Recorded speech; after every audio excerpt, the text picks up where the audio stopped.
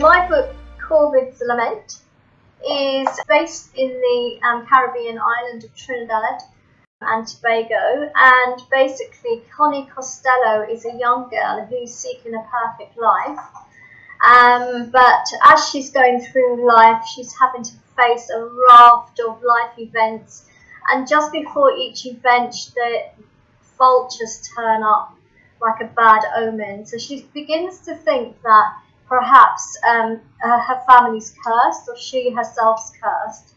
And when she's in the depth of despair, an old man with a crooked smile turns up when she's least expecting it, but she doesn't know what or who he is and whether he really helps or hinders her. So the moral of the tale really is that she's fighting for this perfect life, but we only get a few perfect days in a lifetime of imperfection.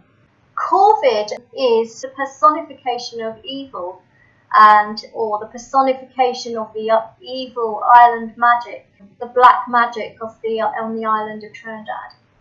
I was born in the UK, but I spent some of my youth in Trinidad, and there's a lot of talking on the island about the island folklore, about evil spirits or evil persons, devil people living ostensibly normal lives in the community. So one night my father got he said something had jumped into his body, and my mum said to him, "Oh, don't be silly, you just had a nightmare." But from that night on, he said he could feel something had jumped in his body, and he had a high temperature from that night on for 6 months, and he died a very agonising, untimely death at the age of 48, and he was convinced that somebody had put a curse on him.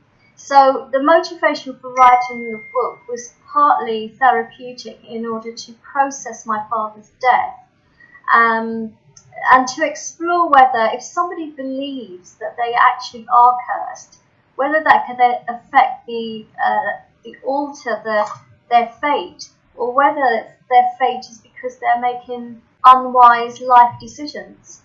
I'm absolutely elated that my book has become a finalist in the People's Book Prize, because this is a prize that is voted for by real people, real readers in the community, and people who presumably have enjoyed my book so much that they feel that it deserves a prize.